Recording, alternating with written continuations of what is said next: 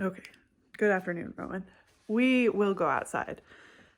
And that portion of the video is absolute chaos. I'm already working on editing it, but I wanted to share these two books with you because I think that they're really great. I've really been enjoying reading them. I did a really quick flip through of both of them when I got them, and now I'm going back and really reading and highlighting and keeping information from them. And I haven't seen a lot of people talk about them.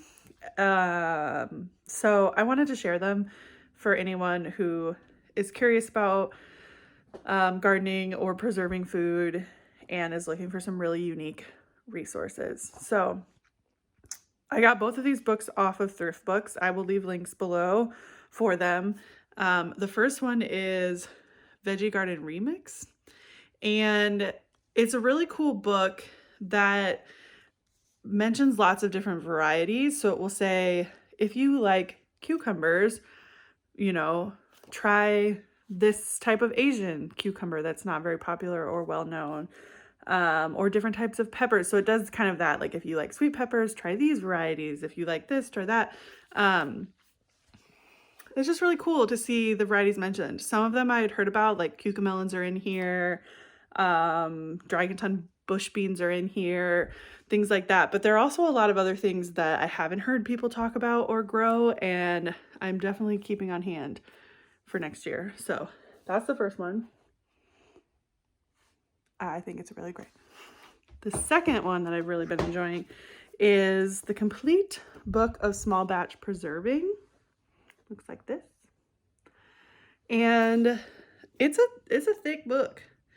And it's got, let's see, over 300 delicious recipes to use year round. And I think it's really great. It's got some unique things in here that aren't mentioned in, the Ball or the Weck books that are so popular as well. It's written by a registered dietitian and someone with a master's in food science. So they're tested recipes, and it tells you all the specifics for canning or if it's pickling, things like that. But there's just some really unique recipes in here. I like that it's small batch because I'm only preserving for 2 people. And I like, the idea of having a variety of things to try and whatnot. There is an onion jam recipe in here that I cannot wait to try because it sounds amazing. But yeah, it's got all sorts of stuff. Jams, jellies, butters, curds, pickles, chutneys, salads, mustards. I love mustard, so I'm pretty excited about that section.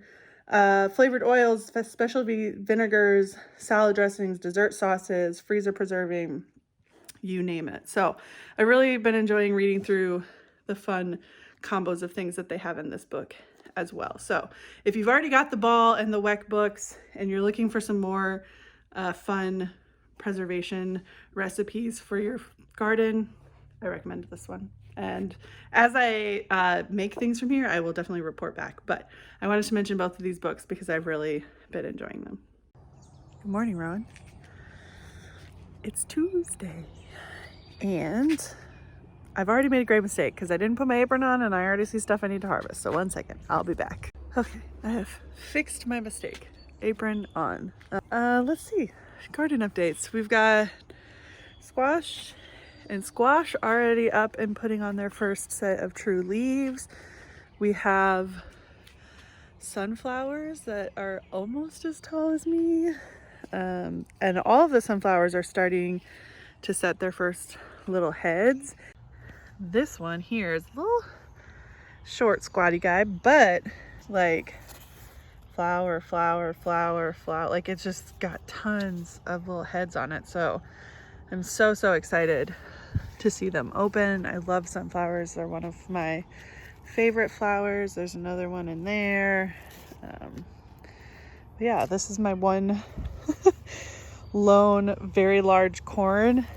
You can see it's starting to put on an ear there. I don't know if it's gonna do anything because it's currently the only one I have that's far along, but these other ones are doing a lot better since we cut down the tree. And I put some coffee grounds in. I read some people that recommended that for a source of nitrogen for them. So like these ones have really shot up recently. The beans are starting to take off there. I need to put some more beans in here as well. Let's see what else is happening here. Well, something is eating this one. What the heck?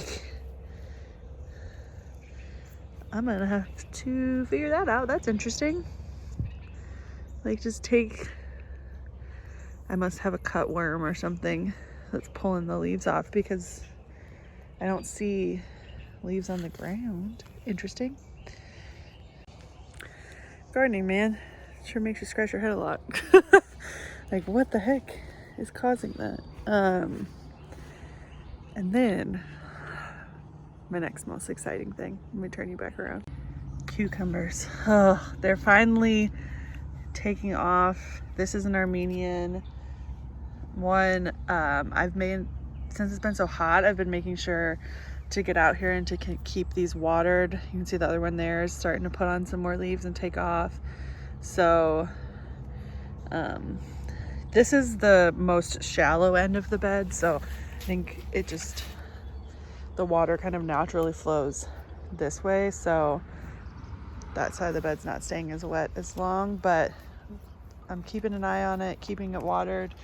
You can see the noodle beans back there. This tomato has gone absolutely wild since we took the tree down.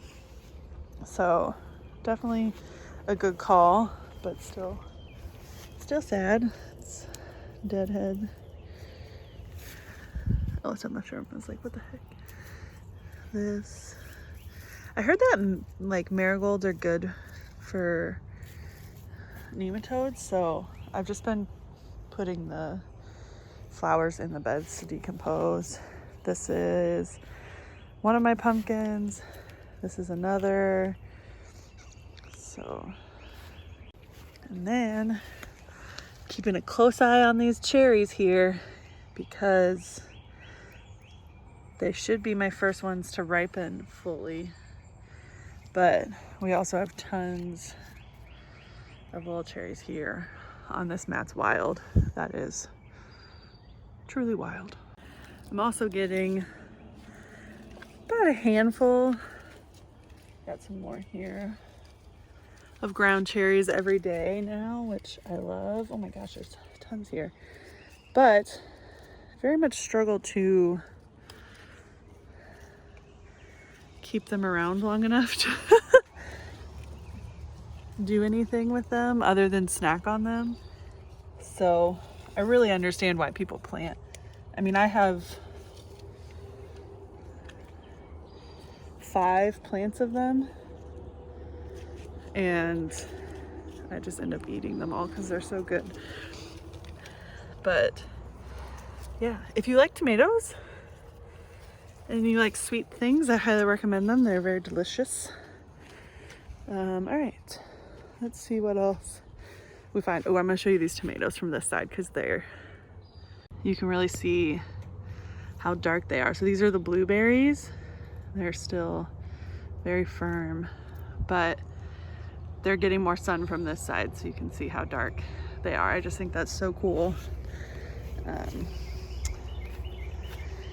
So yeah, everything's doing well. Got the noodle beans taking off over here and over here. I had to pull some of the leaves off the sunflower on the side. This sunflower might be as tall as me.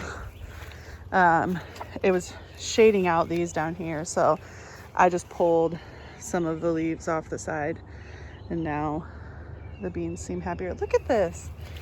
What the heck? Tell me if you know what's eating my sunflowers, because I would like them to not. I missed the chance to get it on film, but I had my first okra blossom open yesterday, so that's awesome. We've got peppers. There's my first shishito pepper. Let's see, we've got bananas, paprika. I'm really excited about these. Paprika is one of my most used spices, so love the idea of making that myself. Over here, This eggplant seems to be doing well. It had a blossom drop. I'm just not entirely sure what happened there.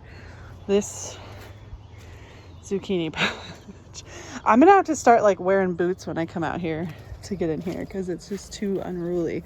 But I did prune a lot of this the other day. Let me find some scissors because I see one in here that looks about ready if I can get to it. Well, can't do this one-handed. Hold, please.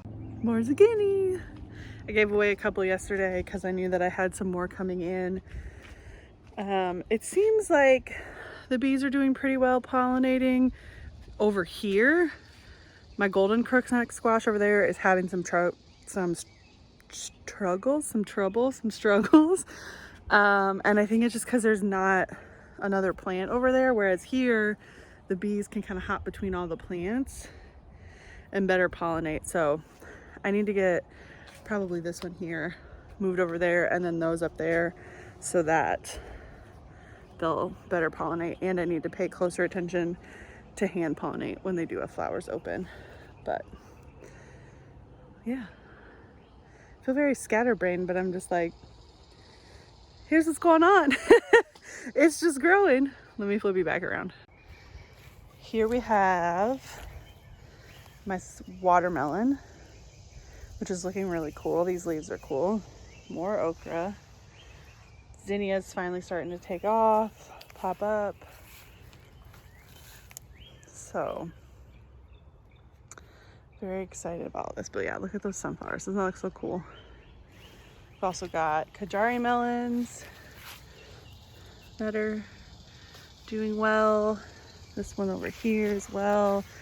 My tomatillo was dropping a lot of blossoms, and I read that that can be a water issue as well. So like similar to up there, I'm just kind of making sure that the ends of the beds stay really, really well watered, especially now that we're so hot.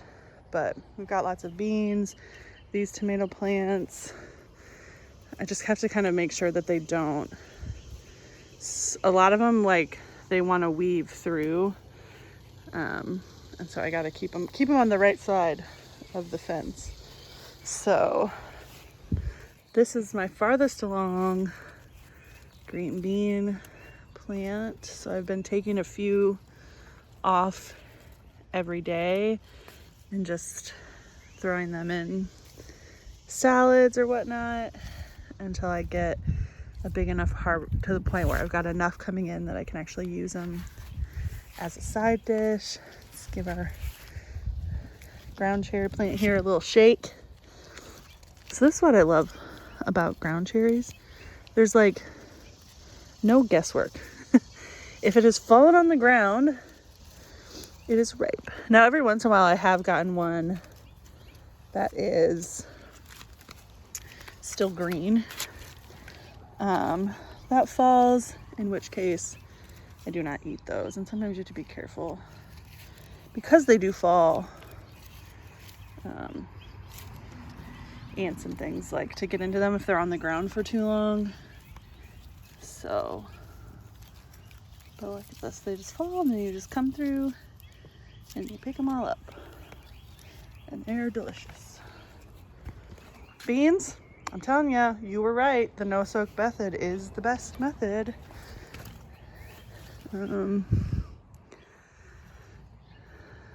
Let's see. What is that guy? Can you see that? That's new. I don't like spiders, but gardening is making me learn to appreciate their place in the ecosystem. Uh-oh. This doesn't seem good. This is my Dr. Witchy's plant. Anybody know what that is? We're gonna have to figure that out. Yeah, we're gonna have to figure that out. I'm hoping it's just, see, this is what they do. They kind of go under and then I have to send them back through the right way. But this is my triple crop that was riding the struggle bus that is now come back, which I'm very excited about because I love that tomato. But yeah, everything is doing its thing. We're just waiting to be able to harvest it. Oh, I see a tomato that I missed. Alrighty, there we go. I actually think we might have a vine borer issue with this squash. I haven't seen any squash bugs, so I don't think it's that. And I've been keeping it really well watered because it was looking a little sad there for a few days, but I did see a vine borer flying around, so I think this may be our first casualty because it's dropping leaves pretty regularly. So let's look into that and figure that out. But this over here is my patch of thyme, which I love. Again, one of my favorite herbs, but the bees just absolutely love it now that it's gone to flower.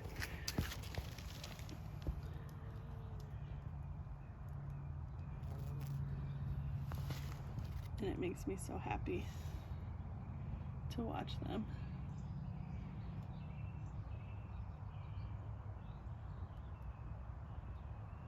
There's another one over there.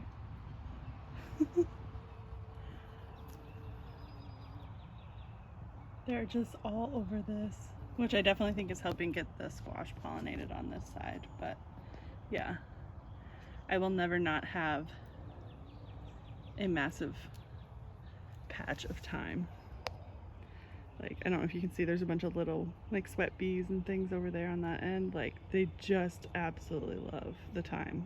And I agree, bees, it's pretty great. This corn is doing wonderful, but was not inhibited by the tree up ahead. There's a couple that didn't germinate in each bag, so I need to put some other seeds in there. We've got okra. This was a little tiny seedling, and I think the heat just burned it up. But that one's doing well. And then our beans. I mean, they've almost all come up already in like way faster than any of my soaked beans ever have. So definitely won't be soaking beans in the future unless I'm going to eat them. And these, so these were supposed to be a ground cherry. I need to go look at my seed packets. Ooh, focus. Because they're much larger, and I actually think they might be a gooseberry, which is similar, but just larger than a ground cherry. Does the same thing though. That I'm just gonna give the plants a little shake to see what drops. So it's very similar to a ground cherry, it's just a bit bigger. So I think they're also delicious. I will never not grow these, I don't think. Unless something goes wrong, but I will never intentionally not grow them because they're just so fun and delicious. And then this is that other squash plant I was telling you about that, like you can see, I'm just, every time I'm out here, there's one that didn't get pollinated. And I think it's just because there's not really anything else attracting anything over here. Make sure I didn't lose any of these to the ground. So I need to get this guy, buddy. But yeah, that's where we're at. Other than keeping everything watered and just doing some, well, hi, butterfly, some general cleanup, we're just kind of in a waiting game. That's all I really have for today. Nothing's getting planted, things are going well.